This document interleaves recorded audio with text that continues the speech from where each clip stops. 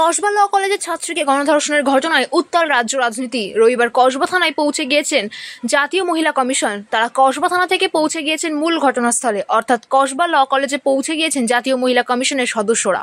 কসবা থানার পুলিশ আধিকারিকদের সঙ্গে বাগবিতণ্ডা শুরু হয় অর্চনা মজুমদারের। ক্রাইম স্পটে ছবি তোলা নিয়ে শুরু হয় টানাপোড়েন। সূত্রের খবর, আজ তারা কথা বলতে পারেনি নির্যাতিতার পরিবারের সঙ্গেও। তবে কসবা ল কলেজের জাতীয় মহিলা কমিশনের সদস্যরা পৌঁছানোর পর পুলিশ আধিকারিকদের সঙ্গে গেটের সামনে কথাবার্তা বলতে দেখা যায় অর্চনা মজুমদারকে।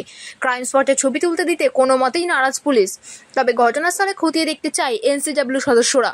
তারা জানিয়েছেন, নিয়ম মেনে ঘটনাস্থলে ভিডিওগ্রাফি করতে চান তারা। ছবি তুলতে না পেরে ঘটনাস্থল থেকে বেরিয়ে আসেন এনসিডব্লিউ সদস্যরা। কলেজের গেটের সামনে দাঁড়িয়ে চলে বাকবিতণ্ডা। অন্যদিকে পুলিশ সূত্রে খবর, ঘটনাস্থলে সিল থাকার কারণে সেখানে কোনো রকম ছবি তুলতে দেওয়া যাবে না। অন্যদিকে জাতীয় মহিলা কমিশনের তরফ থেকে বলা হয়, নিয়ম মেনেই তারা কাজ করবেন। সিল জায়গায় না ঢুকে ভেতর থেকেই ভিডিওগ্রাফি করা হবে। এখনও ঘটনাস্থলে দাঁড়িয়ে জাতীয় মহিলা কমিশনের সদস্যরা। জাতীয় মহিলা কমিশনের সদস্য অর্চনা মজুমদার ল কলেজের বাইরে দাঁড়িয়ে বিভিন্ন উচ্চপদস্থ আধিকারিককে ফোন করছেন।